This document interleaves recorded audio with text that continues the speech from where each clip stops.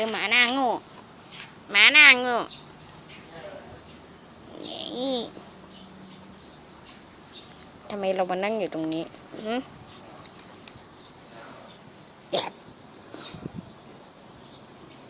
หมาหน้าโง่ซุ่มจับหมาเนี่ยชื่ออะไร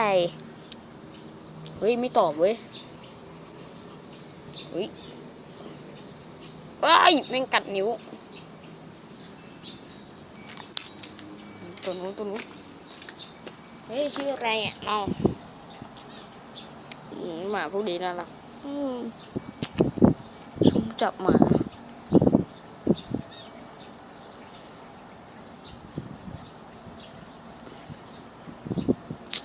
น่ารัก